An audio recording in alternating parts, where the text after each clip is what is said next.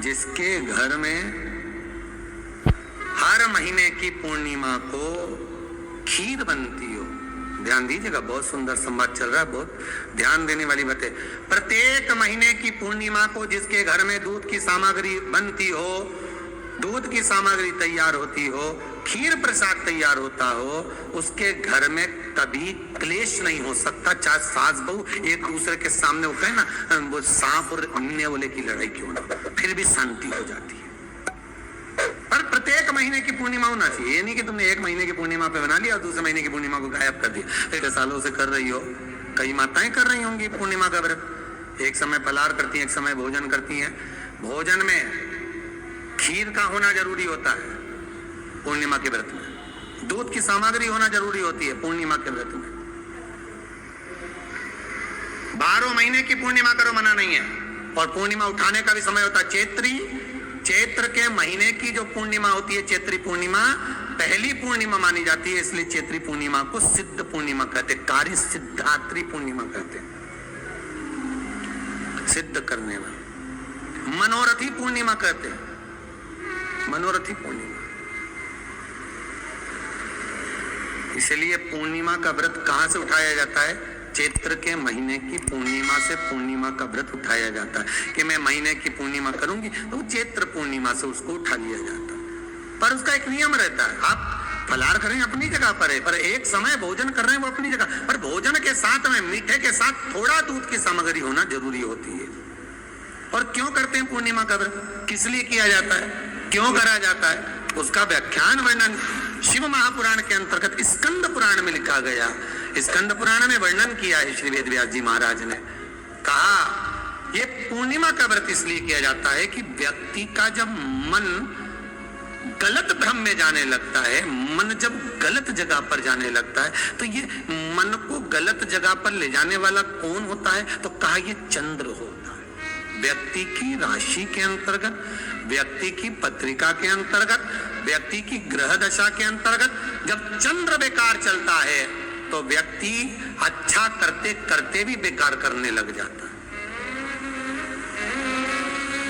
चंद्र डोल रहा है।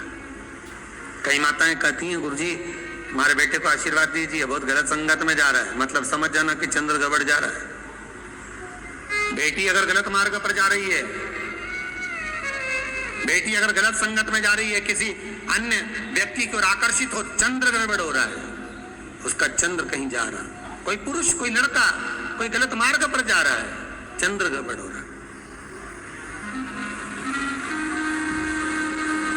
घर में जो क्लेश उत्पन्न होता है, घर में जो विवाद उत्पन्न होता है, उस विवाद को रोकने के लिए केवल चंद्र की ही, इसलिए तो पूर्णिमा घर की नारियां, हमारे हिंदू धर्म में यहाँ तक स्कंद पुराण में कह दिया कि प्रत्येक पुण्य आप लोग कभी आप लोगों ने सत्यनारायण जी की कथा करवाई है? जितने लोग आस्था चैनल पर कथा सुन रहे हैं, जितने लोग फेसबुक यूट्यूब पर कथा सुन रहे हैं, यूट्यूब पर कथा का श्रवण कर रहे हैं, उनने कभी सत्यनारायण की कथा करवाई होगी? तो उसमें लिखा है हर कार्तिक, हर पूर्णिमा को, हर संक्रांति को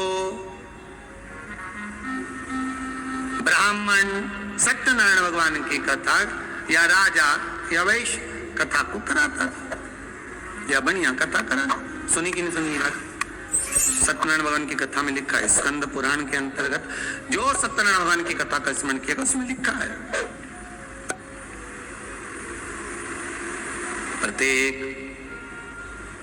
संक्रांति पूर्णिमा को सत्यनारायण की कथा करवाने लगा और ये योनि को प्राप्त हुआ। इस योनि से छूटा, इस योनि में गया। लिखा है, सब कुछ लिखा है। अब उत्ते से समझ जाओ कि पूर्णिमा को सत्यनारायण की कथा करने का बोला है।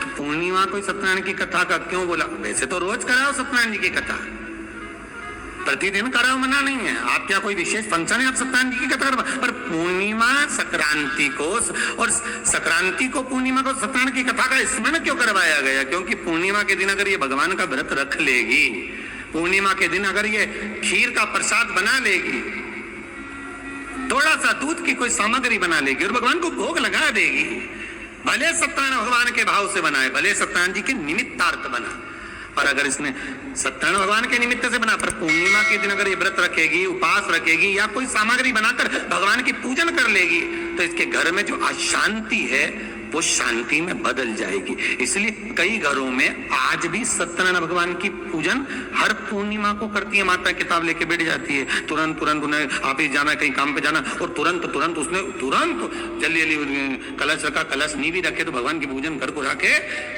ब्राह्मण देवता को बुला लेगी, ब्राह्मण नहीं आएंगे तो खुद कर लेगी, पर करती जरूर है। इतना सा आटा सेक लेगी, पंजेरी बनाई, सीरा बनाई, मिठाई रख दो, कुछ भी करेगी, पर सत्यनारायण की कथा कर ले, उसका मन लग गया उसमें।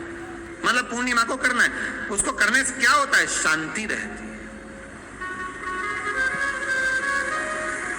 शीतलता रहती है। पर प्रत्येक महीने की पूर्णिमा होना चाहिए, ये नहीं कि तुमने एक महीने की पूर्णिमा पे बना लिया और दूसरे महीने की पूर्णिमा को गायब कर दिया। फिर किसी ने कह दिया आज चूरमा तो बन रहा है, दाल बाटी तो बन रही है चूरमे के साथ में, लड्डू बन रहे हैं, तो काय वो खीर बना रही हो, तो तुमने अब वो खीर प्रसाद। तो भगवान तो नहीं ना कहेगा कि तू मेरे पास में आए तो मेरे चरण की रज लेकर जा, भगवान तो नहीं ना कहेगा कि मेरे पास में आकर तू ये लेकर जा, भगवान तो कहेगा मेरे पास में आया है, मांगना कुछ मत, बस मुझे जो स्नान कराया है, मेरा चरणोदक लेकर जा, छीड़ दे पूरे घर में, संपदा भरना मेरा काम है। जहां मेरी चरण की रज पहुंच गई वहां संपदा स्वतः पहुंचती, मैं वहां पहुंच जाता हूं, तो चरणों तक ले जा। पर लोग ले जाते हैं, पूजन करते, कलश भी उड़ेलते, जल भी चढ़ाते, पर आते समय खाली लेकर आ जाते। भगवान को इतना बुरा लगता, मेरे दरवाजे से खाली जाए, मुझे कितना बुरा लगेगा। जो आए वो भर कर जाए, भले 2 बूंद लेकर आओ, पर उसमें चरणों तक थोड़ा सा लेकर अवश्य आए। आपने भी सुना होगा, घर की जो माताएं होती हैं, कभी भी घर का रसोई घर का बर्तन जिसमें सब्जी बनाई है, 50 लोग अगर जिमने आ रहे हैं और कह दिया आज का निमंत्रण है, 50 लोगों का पार्टी है, ये है वो है, सुहागिल है या ब्राह्मण भोज है, तो वो जो खीर का पात्र होगा, जो बर्तन होगा, जो सब्जी का पात्र होगा, माँ उसको खाली जल्दी नहीं करती है, भले उसमें सब्जी थोड़ी ना थोड़ी पड़ी रहने देगी, जब तक सब जिम कर नहीं चले जाएंगे तब तक उसमें पटक कर रखेगी। क्यों? क्योंकि उसमें उसकी बरकत है। उसी तरह जल चढ़ाने के बाद हम जब लेकर आते हैं पात्र के अंदर, ये उसमें उसकी बरकत है। गर्ग संहिता में दूसरी चीज कही, उसको भी समझ लीजिए। गर्ग संहिता में कहा गया, जब आप घर से जल लेकर जाते हो भरकर, तो ये सृष्टि की जितनी नदियां हैं, पृथ्वी पर जितनी नदियां विद्यमान हैं, जितने तालाब, जितने सरोवर, जितने कुंड, जितने विराजमान हैं, उन सारे तीर्थों का जल जब आप घर से लेकर निकलते हो तो वो तीर्थ का संपूर्ण जल आपके कलश में आ जाता है। और जब आप उस जल को शिव पर समर्पित कर देती हो और 2 बूंद चरणागत लेकर जब जाती हो, तो शिव महापुराण गर्ग संहिता पद्म पुराण कहती है वो जल साधारण नहीं रहता, वो गंगा जल बनकर तुम्हारे घर को पवित्र करने के लिए पहुंच जाता है, वो पवित्र गंगा जल बन जाता है।